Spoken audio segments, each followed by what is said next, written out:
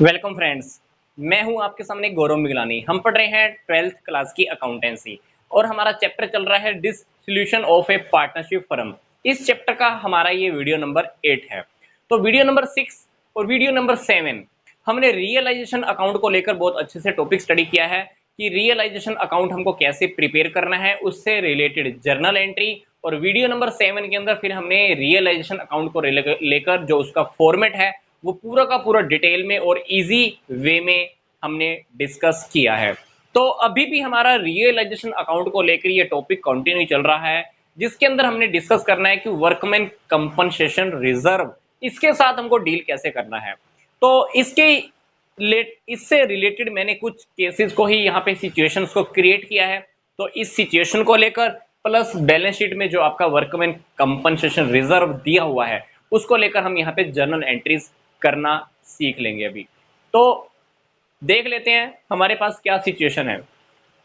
मान लीजिए ए और बी दो पार्टनर हैं, 1:1 के अंदर इनका प्रॉफिट शेयरिंग रेशो है। फर्म को ये बंद करना चाह रहे हैं। बैलेंस शीट के अंदर मान लीजिए कि इनके पास वर्कमैन कंपनसेशन रिजर्व है 2 लाख का। बाकी की डीलिंग हमने पीछे वाली वीडियो में सीख ली है। एसेट्स को कैसे ट्रांसफर करना है, लाइबिलिटीज के कैसे साथ कैसे डीलिंग करनी है, पार्टनर का लोन अकाउंट, पार्टनर के कैपिटल अकाउंट, वो सारी बातें हम पीछे वाली 2 वीडियो में डिस्कस कर चुके हैं। उसमें से एक टॉपिक हमारा रह गया था, that is the workman compensation reserve, जिसको लेकर मैंने वीडियो पूरा अच्छे से अलग से ही रेडी किया है। तो वर्कमैन कंपनसेशन रिजर्व मान लो फर्म के पास रखा हुआ था 2 लाख का, पार्टनर है 2, रेशो है 1:1। सिचुएशन नंबर 1, सिचुएशन नंबर 1 के अकॉर्डिंग मान लो वर्कमैन कंपनसेशन की लाइबिलिटी को लेकर, या ये कह लीजिए कि वर्कमैन कंपनसेशन को क्लेम करने के लिए हमारे पास कोई भी इंफॉर्मेशन नहीं है, या ये कह लो कि वर्कमैन कंपनसेशन की हमारे ऊपर कोई लाइबिलिटी नहीं है। तो फर्स्ट केस के अंदर हम कैसे इस केस को सोल्व करेंगे? सिंपल सी बात, वर्कमैन कंपनसेशन रिजर्व हमारे पास कितना रखा हुआ है? 2 लाख रुपए। हमारे पास कोई क्लेम ही नहीं है, हमने किसी को पेमेंट ही नहीं करनी है वर्कमैन कंपनसेशन को लेकर। तो क्या करेंगे?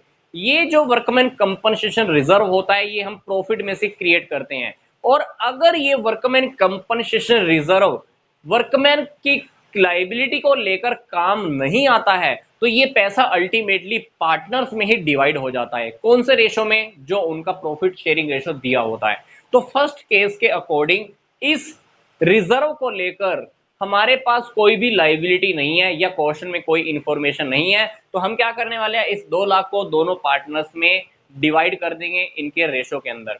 तो पहले केस के अंदर हम क्या करेंगे, workman compensation reserve debit to partners की कैपिटल अकाउंट को हमने क्या करना है, क्रेडिट, क्योंकि प्रॉफिट जब भी रिजर्व में रखे हुए प्रॉफिट्स को, एक्यूमुलेटेड प्रॉफिट को वर्कमैन कंपनसेशन रिजर्व में रखे हुए प्रॉफिट्स को डिवाइड करती है तो पार्टनर्स की कैपिटल क्या हो जाती है, क्रेडिट हो जाती है। तो हमको क्या करना है, to A's capital account credit to B's capital account credit. कितना अमाउंट है, 2 लाख। कोई इंफॉर्मेशन तो हमारे पास थी ही नहीं, तो हम क्या करेंगे, इस 2 लाख को दोनों पार्टनर्स में 1:1 में हम डिवाइड कर देंगे। तो 2 लाख का हाफ ए का, 2 लाख का हाफ बी का। तो हमने क्या किया, यहां पर दोनों पार्टनर्स में बराबर बराबर अमाउंट डिवाइड कर दिया। तो पहले केस के अकॉर्डिंग हमारा केस सोल्व हो चुका है। अब हम डिस्कस करते हैं दूसरा केस। दूसरे केस के अंदर मान लो हमारे पास वर्कमैन कंपनसेशन की जो लाइबिलिटी है वो 80,000 है, रिजर्व कितना है, 2 लाख, लाइबिलिटी कितनी आ रही है, 80,000।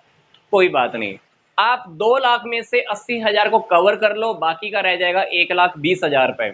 2 लाख में से 80,000 की लाइबिलिटी को कवर कर लो, बाकी का रह जाएगा 1,20,000 रुपए। आप वो पार्टनर्स में उनके रेशो में डिवाइड कर दो। तो जनरल एंट्री इस केस में भी हम क्या करेंगे, workman compensation reserve debit 2 lakh से, यहां पर हमको अब की बार रियलाइजेशन अकाउंट डेबिट करना होगा, सॉरी क्रेडिट करना होगा। 2 लाख में से हमारा क्लेम देखो कितना है, 80,000। आप 80,000 आप यहां लिख दो, लिख दिया। 2 लाख में से आपने 80,000 रियलाइजेशन अकाउंट की क्रेडिट में लिख दिया, बाकी का क्या करो, 80,000 हमने यहां लिख दिया, 1,20,000 रुपए में से हाफ ए का और हाफ अमाउंट किसका हो गया, बी का। 1,20,000 हमने दोनों पार्टनर्स में उनके रेशो में हमने डिवाइड कर दिया। तो ये हमारा सोल्व हुआ सेकंड केस। पर इससे रिलेटेड हमको एक जर्नल एंट्री और भी करनी है, क्योंकि यहां तक कि जर्नल एंट्री हम पीछे वाले चैप्टर्स में करते आए थे। अब हमारी फर्म बंद होने का टाइम है। फर्म बंद होने का टाइम है तो फर्म क्या क्या करेगी, इस 80,000 की लाइबिलिटी को रियलिटी में पेमेंट करेगी। तो हमको क्या करना है, ये वाली जर्नल एंट्री तो करनी है। इस केस के अंदर एक जर्नल एंट्री अभी हमको और करनी है, क्या, इस 80,000 की हमको क्या करनी है, पेमेंट करनी है। तो क्या करेंगे हम, अब हम करेंगे realisation account debit to cash या बैंक अकाउंट। कितनी पेमेंट करनी है हमने, 80,000। तो अब हमारा ये टॉपिक कंप्लीट हुआ है सेकंड केस के अंदर। सेकंड केस के अंदर आपने क्या किया, पहले इस 80,000 की हमने पहले ये एंट्री की, 2 लाख में से 80,000 रियलाइजेशन अकाउंट के क्रेडिट में, बाकी का 1,20,000 पार्टनर्स में प्रॉफिट में बांट दिया, पार्टनर्स को प्रॉफिट बांट दिया। अब 80,000 की लाइबिलिटी आपने पे भी तो करनी है, क्योंकि फर्म तो बंद हो रही है। तो फर्म बंद हो रही है तो क्या करोगे आप, ये एंट्री कर दो, सिंपल सी बात। ठीक है, अब हम डिस्कस करते हैं हमारा थर्ड केस। तो थर्ड केस में देखिए आपके पास वर्कमैन कंपनसेशन की लाइबिलिटी कितनी है, 2 लाख की, और रिजर्व कितना रखा हुआ है आपके पास, 2 लाख। तो इस केस में आप क्या करोगे, सोच कर देखो, क्या आप पार्टनर्स को कुछ डिवाइड कर सकते हो क्या, बिल्कुल भी नहीं। तो आप क्या करो, इस केस के अंदर आप वर्कमैन कंपनसेशन रिजर्व को 2 लाख से डेबिट करो और रियलाइजेशन अकाउंट की क्रेडिट में सीधा 2 लाख क्या करो, क्रेडिट कर दो। अब हमने कितनी की लाइबिलिटी पे करनी है, 2 लाख की। तो यहां पर हम क्या करेंगे, 2 लाख की लाइबिलिटी अब हम पेमेंट कर देंगे, realisation account debit to cash या बैंक अकाउंट। तो हमने थर्ड केस के अकॉर्डिंग ये 2 जर्नल एंट्री करनी है, जितना रिजर्व था क्रेडिट, पेमेंट हमने लाइबिलिटी की रियलिटी में हमने कर दी। तो ये हुआ हमारा थर्ड केस। अब हम देखते हैं फोर्थ केस। फोर्थ केस के अकॉर्डिंग देखिए कि हमारे पास वर्कमैन कंपनसेशन की लाइबिलिटी कितनी है, 2.5 लाख, और हमारे पास रिजर्व में कितना रखा हुआ है, 2 लाख। कोई बात नहीं, आप फोर्थ केस के अकॉर्डिंग क्या करोगे, जितना आपके पास रिजर्व था आप रियलाइजेशन अकाउंट की क्रेडिट में ट्रांसफर कर दो, 2 की 2 लाख। मतलब फोर्थ केस के अंदर एक जनरल एंट्री यही होने वाली है, पर आपको लाइबिलिटी कितने की पे करनी है, 2.5 लाख की। तो यहां पर आप पेमेंट कितने की करोगे, 2.5 लाख की। तो फोर्थ केस के अंदर पहली जनरल एंट्री रिजर्व ट्रांसफर करने की, दूसरी जनरल एंट्री लाइबिलिटी की पेमेंट करने की। अब हम बात करते हैं हमारा फिफ्थ केस।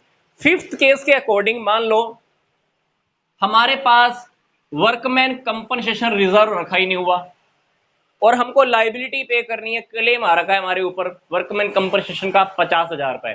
तो इस केस में क्या करोगे, तो इस केस में जबकि हमारे पास वर्कमैन कंपनसेशन रिजर्व है ही नहीं, तो क्या आप यहां पर कोई पहली वाली जर्नल एंट्री कर सकते हो, नहीं। हम पहली वाली जर्नल एंट्री करने की हालत में नहीं है, क्योंकि हमारे पास वर्कमैन कंपनसेशन रिजर्व है ही नहीं। तो इस केस में हम क्या करेंगे, सीधा क्लेम की पेमेंट कर देंगे। क्लेम की पेमेंट कितनी करनी है, मान लो 50,000। तो आप सिंपल सी बात है, रियलाइजेशन अकाउंट को आप डेबिट कर दो, कितने से, 50,000 रुपए से, और आप इसकी कैश में या बैंक से पेमेंट कर देना। तो ये हमारा वर्कमैन कंपनसेशन को लेकर हमारा ओवरऑल जितना भी टॉपिक था हमारा कवर हुआ है। मैं आपको फिर से बता देता हूं, वर्कमैन कंपनसेशन रिजर्व हम क्रिएट क्यों करते हैं, क्योंकि हमको ये पता होता है कि जो हमारे इंप्लॉइज होते हैं वो फर्म के अंदर बहुत रिस्क पे काम करते हैं। कोई मशीनों पे काम कर रहा है, कोई इलेक्ट्रिसिटी डिपार्टमेंट में काम कर रहा है, कोई तारों के साथ बिजली के साथ काम कर रहा है। तो कहीं ना कहीं किसी को चोट या हानि नुकसान होने की पॉसिबिलिटीज रहती है। तो वर्कर्स को कभी कभी जब चोट लगती है तो हमको उसको हॉस्पिटल लेके जाना होता है, काफी सारे खर्चे हमको पे करने होते हैं। तो वो सब कंपनसेट करने के लिए हम क्या करते हैं, वर्कमैन कंपनसेशन रिजर्व एक क्रिएट करते रहते हैं। अब वर्कमैन कंपनसेशन रिजर्व क्रिएट कहां से होता है, पार्टनर्स के प्रॉफिट में से। अब वर्कमैन कंपनसेशन रिजर्व किसी लायबिलिटी पे काम ही नहीं आया मान लो, तो वर्कमैन कंपनसेशन रिजर्व का जो अमाउंट है वो रिजर्व किस में डिवाइड हो जाता है, पार्टनर्स में उनके रेशो में डिवाइड हो जाता है।